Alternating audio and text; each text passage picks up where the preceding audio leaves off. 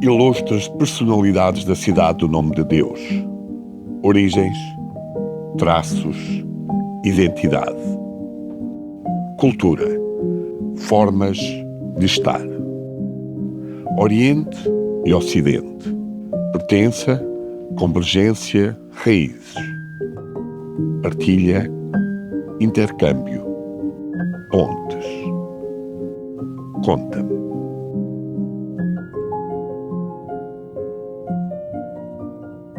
Marjorie Rangel de Faria Vendramini nasceu em 1967 em Bom Despacho, Minas Gerais, Brasil. Que nome curioso, Bom Despacho. Faz lembrar aqueles rituais do candomblé, do espiritismo. Sabe qual é o significado de Bom Despacho, Marjorie? Infelizmente não sei. Eu não sei se também seria uma cidade onde era central das cidades vizinhas e aonde fazia o despacho das cartas. Levavam para lá e levavam para outros lugares vizinhos, que era uma cidade maior. Eu não sei se tem a ver com o espiritual ou se era alguma coisa nessa questão. Da correspondência. Isso, da correspondência. Que memórias tem da sua Muitas infância? Memórias.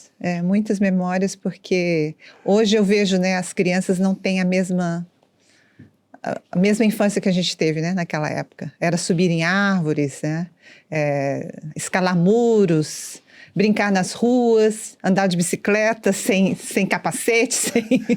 Sim, eu tenho muitas memórias. Liberdade. Liberdade, Na sua infância, viveu num hotel de família que era gerido pelos seus avós e onde a sua mãe praticamente todo o tempo trabalhou.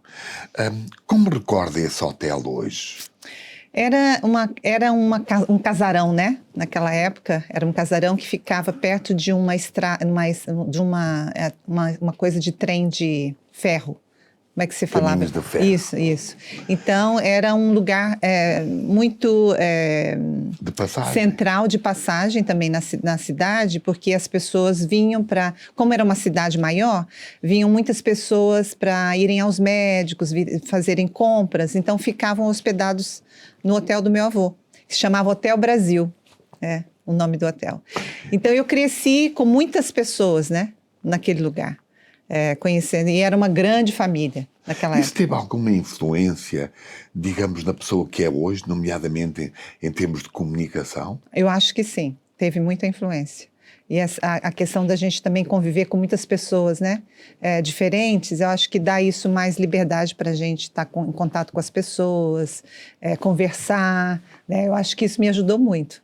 Tempos felizes esses, não é? Sim, muitos felizes.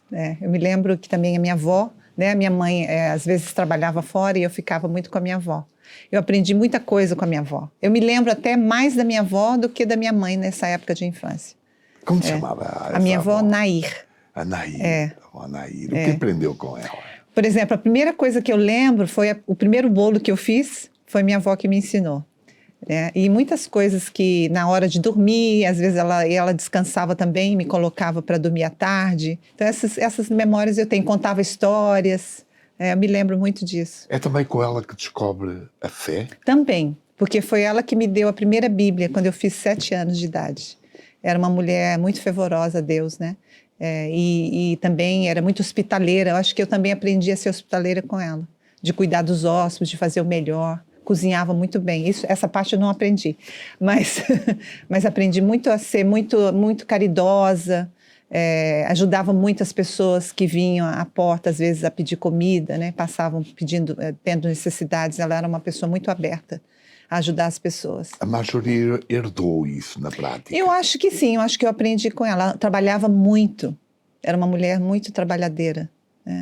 Levantava muito cedo e até à noite. Tem essas vivências até praticamente aos 15 anos? Até os 12 anos, porque a minha avó faleceu num acidente. E aí, depois que ela faleceu, parece que nós vendemos o hotel e minha família mudou de lá, meu avô. E a gente tomou um outro rumo depois do falecimento da minha avó. A gente não conseguiu ficar mais naquele lugar. Foi trágico? Foi muito trágico. Porque foi um acidente, havia uma casa na esquina, em frente à nossa casa. e um caminhão, ele perdeu o freio numa descida e bateu na casa da vizinha. E a minha avó, que gostava muito da senhora, ficou muito preocupada porque essa senhora vivia lá na varanda da casa de fora. Minha avó ficou muito preocupada, não sei o que apareceu na cabeça dela. Ela resolveu entrar já com a casa caindo, né? Tava os pedaços. E, infelizmente, quando ela entrou na casa, os restrombos que estavam caíram em cima dela. De um acidente assim que não tinha nada a ver. Então, assim, era a época de Ano Novo, dia 31 de dezembro. Estava a família toda reunida, porque a família vinha, todos os irmãos, né, da minha mãe. E todos os irmãos viram aquela cena. Então, acho que foi uma coisa assim, muito chocante para a nossa família. Aí, depois de 3 anos, nós não conseguimos mais ficar naquele hotel e tivemos que vender e ir embora de lá. Foi essa uma das razões que o seu pai decidiu mudar de vida, partir? Foi, sim. Depois, eu sei que a sua vida acaba sendo uma mudança constante. Sim, foi. Viveu em Curitiba, Foz Sim, do Iguaçu, sim, São João del Rei, Sim. passava a vida a mudar. Isso foi naturalmente uma grande mudança na vida. Foi, porque era um lugar onde a família toda, né, se concentrava e sempre vivendo ali, e de repente a minha vida começa a mudar, né, de cidade em cidade, com o novo trabalho do meu pai. Com dificuldades de criar raízes, despedir-se de amigos. Aí essas questões acabam porque a gente mudava muito de cidade, não criou, né, a gente não criava raízes, não queríamos fazer amizades que eram firmes, né? Porque a gente não sabia quanto tempo a gente ficava naquela cidade para mudar para outra. Então, eu acho que isso teve um impacto também muito forte na minha vida. Essa mobilidade teve efetivamente uma grande influência, mas certamente também há aspectos positivos, nomeadamente na sua personalidade e na sua educação. Fale-nos sobretudo sobre os aspectos positivos dessa experiência da mobilidade, ter vivido em tantas cidades, em tantos estados do Brasil. Eu acho que isso trouxe uma abertura para conhecer novas culturas, porque mesmo morando no Brasil, quem conhece o Brasil sabe que há várias culturas, né? Na alimentação, no meio de vida. Eu acho que isso me abriu muito o meu leque, né, cultural. E na minha adaptação de novas coisas. Eu tenho mais facilidade de adaptar em coisas novas. Eu não tenho dificuldade, porque eu acho que isso foi uma coisa que foi crescendo, né? Porque você mudava de uma cidade para outra, tinha que adaptar na escola, tinha que fazer. Então, acho que isso me ajudou muito, essa questão de adaptar a coisas novas. E vindo para Macau, acho que isso foi uma coisa positiva, que eu não senti um impacto muito grande, porque eu já era acostumada a conviver com coisas diferentes, com pessoas diferentes todo o tempo. Mas na altura não deve ter sido fácil. Não. Na parte negativa, adolescentes, né? Adolescente quer amigos, quer uma coisa mais permanente, estabilidade. Então, acho que isso afetou um pouco, porque eu não fazia amizade, eu não me entregava totalmente nas amizades, porque eu sabia que daqui a pouco eu podia ir para um outro lugar. E aí, para não sofrer, né, o sentimento da perda dos amigos, era muito superficial. Então, acho que isso talvez também impactou nessa parte negativa, né, de não criar laços profundos, né, nas amizades. É cristã evangélica. Aos 18 anos, quando tinha 18 anos, sente uma vocação muito forte de servir a Deus. Que apelo foi esse, Marjorie? Então, desde pequena, eu sempre me via, eu sempre dizia para os meus pais que eu iria ser missionária, né? Mas aí eu cresci com essa vida, né, mudando de lugares, eu nunca realmente pude realmente pensar, né, nessa vocação direito. Mas eu fui a um retiro de jovens cristãos, e lá falava-se muito sobre missões, e aquilo voltou à minha mente, né? E naquela época o pastor perguntou quem que gostaria, ou quem sentia aquela vocação. E eu acho que naquela época eu comecei a me ver novamente e me dediquei novamente. Aí eu aceitei aquele apelo e a partir daí comecei a me preparar, né? Eu trabalhava num banco, decidi sair do banco e ir para uma escola de missões. É uma vocação que se transforma numa missão. Isso, Aí fui para uma missão, né? Onde treinava um missionário, chamava Jocum, em Belo Horizonte. E foi ali que fui treinada por 4 anos e trabalhei muito com crianças de rua, naquela época. Então, aquela coisa de crianças que desde pequenininha eu tinha, né, eu já trabalhava com crianças da minha igreja, ficou mais forte. E isso foi crescendo, né, no meu curso, e eu fui entendendo que Deus tinha alguma coisa com a minha vida com crianças. Nesse contacto diário e na altura ainda inicial, que depois vem a desenvolver ao longo da sua vida, com crianças que trazem a dor em permanência, não é? Há um poema do Caetano Veloso que diz: ainda é de fome que se morre quando a fome maior é de abraços. Não é fácil. Não é fácil, não é fácil. Porque muitas vezes você tem um amor, mas não consegue dar aquilo que a pessoa realmente necessita. Porque às vezes não é de você que ela precisa, né? Ela foi negligenciada, ela foi rejeitada por alguém muito, muito maior e muito mais importante para ela. Por mais que você, às vezes, dando esse amor, consegue amenizar um pouco a dor, mas a questão da rejeição e da negligência é muito forte, é uma coisa que é um trauma muito forte que impacta muito as crianças e até é difícil trazer a cura, né? Mas a gente tenta. A gente tenta fazer com que essa dor seja menos, né? Há muitas crianças nessa época já que veem em si uma espécie de substituta da mãe. Sim,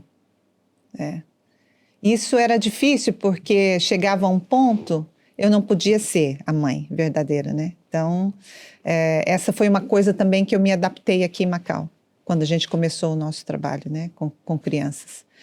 De não dar essa esperança falsa, né, do que você não pode dar para sempre, mas tentar fazer com que aquele momento seja um momento e que a criança possa viver aquele momento, aqueles anos, de uma forma que a gente possa dar o melhor que a gente pode, para que eles possam, né, ter alegria, amor, terem oportunidades.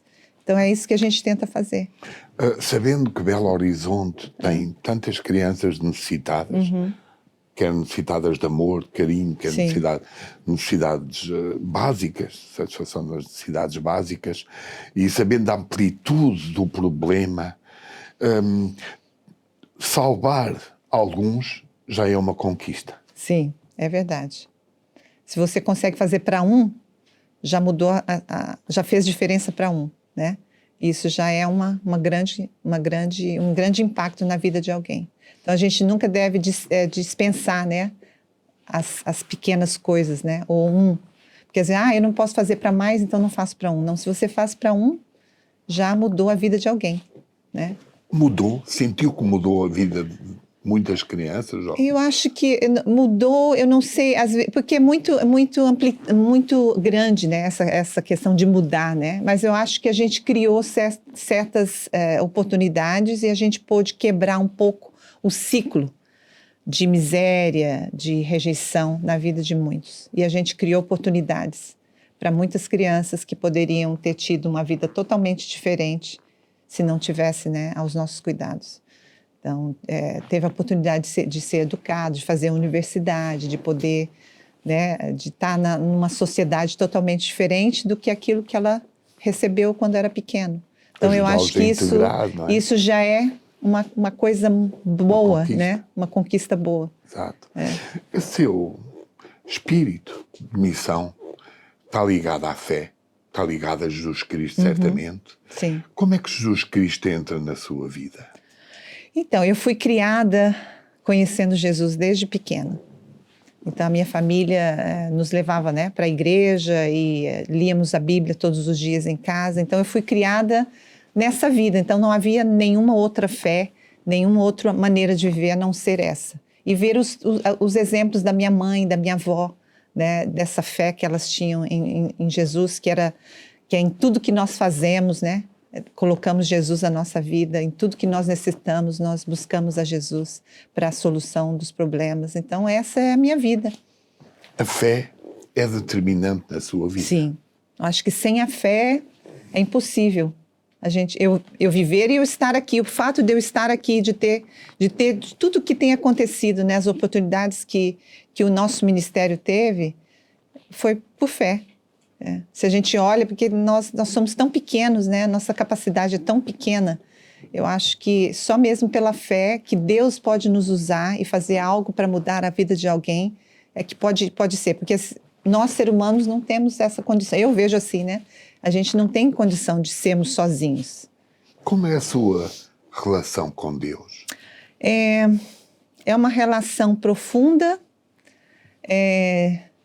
de amizade, de necessidade, de dependência. Eu vejo Deus, ele faz parte do meu dia a dia em todas as coisas. Eu não vejo assim, agora eu vou encontrar com Deus, ou só, é o dia todo, né? Eu estou conversando com ele, às vezes eu estou dirigindo, vejo, eu fico nervosa, agora mesmo eu estou aqui, Senhor, né? Me ajuda. Eu acho que essa é a vida com Deus, é um relacionamento com ele, né? De vida, de intimidade com ele. Amor. Quando tinha 22 anos, veio para Macau. Sim. Por que Macau? Então, primeiramente, com 22 anos eu me casei no Brasil, né, com meu esposo. Meu esposo já estava na missão há muitos anos e ele tinha a visão da Ásia. E nós conhecemos foi um movimento chamado Janela 1040, que era um mapa, né, dentro do mapa onde existiam povos não alcançados ainda, que não haviam ouvido falar de Jesus. 1040, latitude, longitude. Exatamente. E então, foi uma reunião grande em São Paulo, no Brasil, onde vieram, né, muitas igrejas, muitos missiólogos, muitos missionários, e ali eles fizeram um apelo às missões de enviarem missionários para aquele lugar. E era uma reunião internacional. E o Brasil ficou com a responsabilidade de mandar missionários para povos que falam português. E Macau era uma colônia portuguesa. Então, naquela época saíram muitos missionários para Goa, né? Para a África, São Tomé, para outros lugares da África, da Índia. E então, meu marido resolveu que a gente vinha para Macau. Foi assim que a gente veio para Macau. Esse movimento, Janela 1040, foi determinante nessa missão, certamente. Sim, foi porque foi que nos esclareceu, né, aonde haveria necessidade de mais impacto cristão, né, naquela época, na forma mundial. E nós começamos, então, a entrar em contato com Macau. E havia um pastor português, pastor Clemente, que trabalhava num centro de desafio jovem para reabilitação de drogados. Foi então que a gente começou a mandar cartas, mas o meu coração sempre sobre crianças.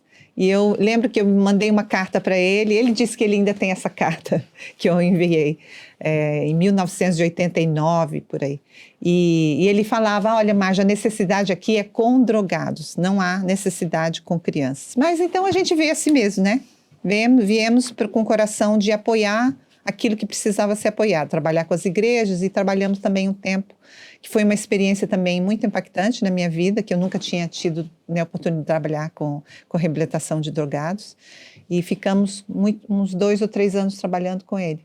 Que Macau encontrou nessa época? Era um Macau totalmente diferente, um Macau mais simples, mais acolhedor, eu acho. Naquela época parecíamos como uma vila, né? Era uma cidade não tinha muitos carros, né? Era uma cidade mais tranquila naquela época. Preferia Macau dessa época ou de hoje? Eu acho que tem as duas, né? As duas importâncias, né? Naquela época e na Fátima. Mas naquela época era mais fácil a questão da comunicação, porque eram os portugueses, né, que estavam na liderança de Macau, né? Então, para quem falava português, era uma coisa mais fácil. Então, a gente sentimos muito aconchegados aqui em Macau quando a gente chegou. Começou, assim que chegou, a trabalhar com um projeto que se chamava Desafio Jovem. Sim. Em que consistia esse Desafio Jovem? Era o tal processo com os toxicodependentes? Eles tinham um centro para reabilitação de drogados em Coloane, que ainda, né, existe. E foi ali que a gente ajudou também na construção do lugar. Me lembro que ainda estava a construir, ajudamos a construir a rua mesmo, fazer trabalhos manuais na construção do lugar, ajudando ali, e também ajudando a cuidar dos drogados que estavam ali para serem reabilitados. Nessa época, estamos nos anos 80, a toxicodependente era 90, já 90. 90. No 90, início dos anos 90. Sim. A toxicodependência era um problema por quê? Era um problema sério naquela época em Macau. Eu me lembro que, eu não sei se eram 12%, naquela época havia um problema sério nessa questão de drogados. E não havia outras, né, metadona, não havia nenhum outro substituto da droga para serem ajudados, né, naquela época. Então, o pastor Clemente fazia um trabalho muito forte, ele tinha uma casa de fazer como um outreach, né, que é onde as pessoas vinham para o primeiro passo de encorajamento a largar as drogas. Depois ele tinha um centro onde essas pessoas eram enviadas para lá, e também tinha outros lugares em Macau onde fazia a primeira fase, né, que era o desmame, né, da droga. Eu participei também dessas fases, que era às vezes difícil e complicado, né, de sentir a dor da pessoa, né, que estava tão profundamente, né, viciado, né, e passar por aquele primeiro processo de desmame, né, da droga. Que tipo era de muito drogas difícil. que as pessoas usavam? Eu não me lembro muito das drogas naquela época, mas sei que havia cocaína, né, e outras coisas. Naquela época não havia essas fancies, né, que tem aqui hoje. Mas era heroína, eu acho, cocaína. Deve ter sido, para si, de alguma forma, doloroso lidar com a dor. Sim, não era fácil. Porque a gente via as pessoas, o desejo, né, de se libertarem, mas não tinham condições, né, força física. E por isso que a gente via Deus, né, a fé, ajudando essas pessoas a fé quase como solução. Sim, como solução, porque não havia outro meio, né? Ou você confiava em Deus, em Jesus para te ajudar, ou você então desistia. Viu? Vi e ainda vejo, vários que foram libertos, né? E hoje tem uma vida normal. Há vários aqui ainda que eu encontro. Ontem mesmo passei por um na rua e me cumprimentou, e ainda me lembram, né? E alguns já mudaram de vida, têm suas famílias. Vi muitos. Ver uma pessoa recuperar-se, uma pessoa que está a tomar e depois se recupera, é motivo de quê? De orgulho ou de satisfação? Satisfação e de agradecimento a Deus por ter providenciado, né, de ter usado pessoas, né, como o pastor Clemente e outros missionários que trabalharam aqui naquela época, de poder ver aquelas pessoas serem libertas. É uma satisfação. Contou-me que, por volta dessa altura, 1993, há um acontecimento determinante na sua vida. Sim. Qual foi? Foi quando nós lemos no jornal a história de um bebezinho que havia sido jogado na lata do lixo, né? E até então eu nunca tinha tido a oportunidade de realmente desenvolver nada com crianças, porque a gente estava trabalhando com as igrejas e com esse trabalho de drogados. E aí foi então que foi a minha porta, né? Que daqui eu creio que Deus me trouxe aqui para aquele menino, né? Porque não havia nenhuma instituição em Macau naquela época que acolheria 0 aos 3 anos crianças, né? E então, quando eu li isso no jornal, eu senti alguma coisa muito forte no meu coração. Eu chorei muito por aquela criança e pensei que eu tenho que fazer alguma coisa, né, para ajudar aquele bebê. E me dispus, eu e minha família, meu esposo, nós dispusemos a abrir a nossa casa para acolher aquela criança. E ele veio, né? O que é que aconteceu a essa criança? Essa criança depois foi adotada por uma família de suecos. Naquela época, Macau tinha uma relação para adoção com a Suécia. As crianças que não eram adotadas em Macau iriam para a Suécia. E ele foi adotado. E eu pensei, pronto, né? Foi aquilo que eu fiz. Aí logo depois surgiram outras crianças na mesma situação. E como aquela parte de acolhimento daquela criança foi bom, né? O Instituto de Ação Social achou que valeria a pena, nos convidou para a gente participar mais com eles nessa questão. E aí nós fomos acolhendo crianças na nossa casa, até um ponto que nós resolvemos, olha, agora já não dá mais ser na nossa casa. É então que criou o lar residencial, o Berço da Esperança. Isso. Quando uma criança é adotada, o que é que sente?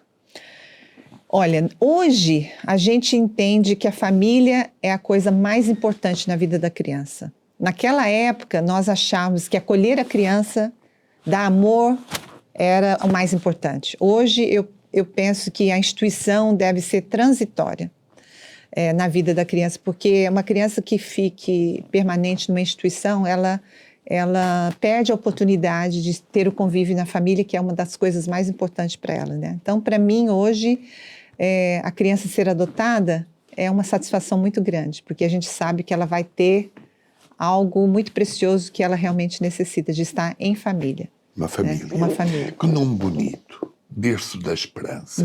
De onde é que vem o nome? Então, o nome Berço da Esperança vem da questão de não mais ser abandonado, de não mais ser negligenciado, de não mais ser abusado, né? Vem naquela promessa que Deus deu a Noé, né, com o arco-íris, né, o nosso símbolo são duas mãos que representam Deus cuidando, né, da criança, e o arco-íris que traz a esperança de uma vida melhor, a esperança de um futuro melhor, e não mais, né, uma vida de negligência, de abuso, de rejeição. Então esse é o nome do nosso Berço da Esperança. E temos depois o Fonte da Esperança, que significa também a mesma continuidade, né? A fonte, a água que vai nascer sempre, está sempre ali, mas vai também jorrar e vão ter oportunidades para crescerem e terem uma vida melhor no futuro. Ao longo destas várias décadas já, quantas crianças passaram pelo Berço? São mais de 400 crianças. Mais de 400? Todas locais? Sim, nasceram em Macau. Todas nasceram em Macau. Esse é um problema, mal conhecido da população, não é? Em termos de as pessoas saberem da existência de tantas crianças que tem diminuído, abandonadas. né? Nós temos tido uma diminuição muito forte. Eu acho que tem tido mais conscientização das famílias da questão da importância, né, dela na fase da criança, que eu acho que na cultura chinesa, a gente vê, por exemplo, na China, né, as crianças vão muito cedo para as escolas internas, muitas, né, há muitas escolas internas. Então, essa questão do lar residencial, às vezes tinha essa imagem, né, de um lugar que possa ajudar a família a cuidar da criança, mas hoje em dia isso já foi mudado. Né? Hoje dá mais entendimento para as famílias que é importante que a criança viva no seio familiar.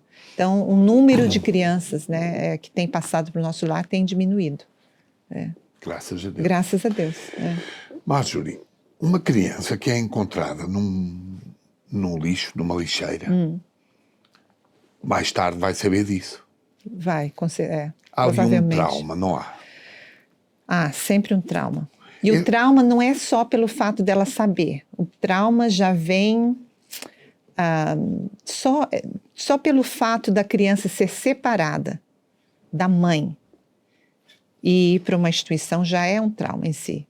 Então, nós agora temos implementado, né, no nosso lar, como se fala, o Trauma Informed Care, né? É um cuidado sensível ao trauma. Então, nós temos tentado trazer com que o nosso pessoal que trabalha com as crianças entender que o fato só de estarem ali já é traumático para a criança, porque há separação, né? Não há aquela attachment, né, com a família mais. Então, isso já é um trauma para a vida da criança. Na maioria dos casos, recuperam? Com certeza. Há chances de recuperação e por isso que nós que trabalhamos com elas temos que estar sensíveis a isso e providenciar. Antes nós pensávamos que o amor era grande o suficiente para essa cura, né? Hoje já entendemos que o amor não é suficiente. Nós temos que ter treinamento, temos que entender o que o trauma, as causas do trauma, né? O porquê que a criança ela tem um comportamento daquele jeito, entender o que aconteceu com a criança, né? Porque às vezes a gente não percebe que essa criança ela tem um comportamento estranho, é muito fácil a gente considerar essa criança é uma criança levada, né? Ou com problemas de comportamento. Não, mas a gente tem que entender o que aconteceu, né? Com ela no passado, para a gente poder desenvolver, então, um trabalho, um planejamento. Cada criança tem que ter um planejamento de cuidado, que é diferente umas das outras, dependendo do que a criança passou no passado. Então, é mais terapêutico e que funcione melhor, né? Porque o nosso alvo é que essa criança não sofra trauma novamente, quando, né, vem para o nosso cuidado. Então, isso é um grande desafio, porque nós trabalhamos, não sou eu sozinha, né? Eu tenho várias pessoas que trabalham com as crianças e elas realmente também precisam entender essa questão de cuidado com sensibilidade às necessidades dessa criança. Como é a relação entre eles? Solidariedade ou também alguma revolta? Depende muito da criança, da personalidade e do que ela passou, né, no passado. Mas, geralmente, se elas passam um ano na nossa instituição, elas já se sentem seguras ali. É o nosso primeiro alvo, né? Porque ela precisa de um ambiente onde ela se sente segura. E, então, a gente vê isso, até mesmo depois no processo de adoção, a família que vem adotar vai ter um tempo mais forte, mais comprido, né, em termos de relacionamento com essa criança, para que ela possa se sentir segura, porque o lugar onde ela se sente segura é ali no berço da esperança, né? Então, ela precisa passar por essa parte da transição que é mais lenta, mas é possível. Podemos dizer que há uma dupla ação que vocês levam a cabo, uma mais de caráter terapêutico e outra de mais caráter religioso, da fé. As duas em simultâneo. As duas em simultâneo. Ajudam a curar. Ajudam, porque a criança que entende que tem um Deus que ama e que ela não é mais órfã, né? Que ela foi adotada por esse Deus, né? E sente o amor dele através das nossas vidas, a gente vê o processo de cura nessa criança mais rápido.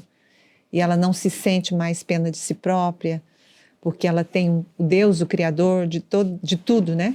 Que a ama e que vai criar oportunidades para ela e está lá no futuro dela, que vai estar com ela até o futuro.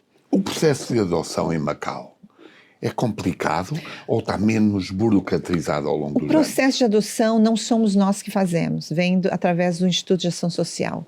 Então, eu não sei muitos detalhes, né? Mas é muito dependendo do número de crianças que tem para adoção e de famílias que queiram adotar as crianças. As famílias que adotam as crianças têm naturalmente, antes da adoção efetiva, um contacto com as crianças no berço começam da a esperança. fazer visitas, né? E vai aos poucos, até que a criança se sente segura. Aí eles começam, talvez, a passar o final de semana com o casal. Aí, quando estão preparados, aí vão. Como é que se processa, digamos, a escolha? Como é que uma família, elas vão lá, vêm as crianças, digam... Não, elas não podem escolher. Não. É o Instituto de Ação Social que coordena, né? É lógico que elas têm liberdade para falar, eu quero uma criança, um menino, né? Ou uma criança com essa certa idade, mas se elas querem adotar, elas não podem vir visitar. Não podem escolher. Eu acho isso muito bom, porque quando você tem o seu próprio filho, você também não escolhe, né? Naquele momento em que a criança parte de vez, o que é que sente? É lógico que a gente sente, o meu staff às vezes, né, choram, né, porque sentem a saudade da criança, mas é uma coisa vinculada à nossa satisfação de ver que essa criança, uau, ela tem uma família agora, né, ela está resolvida para o resto da vida, para o futuro. Enquanto há outras que não vão ter essa oportunidade. Então, a gente se sente mais a satisfação e a alegria de poder ver essa criança numa família do que se ela realmente permanecer num lar até os 18 anos. Né? Tem ainda objetivos para além do Berço da Esperança, da Fonte da Esperança? Tem outros objetivos ainda? Temos muitos desejos. Um dos desejos que eu tenho, mas ainda não tive oportunidade também devido ao meu tempo e de como fazer, né? Mas seria trabalhar mais com as famílias. Questão de ajudar as famílias com crianças que têm problemas de comportamento, né? Porque às vezes por falta de conhecimento ou de ignorância mesmo da própria família no cuidado da criança, vem o abuso, né?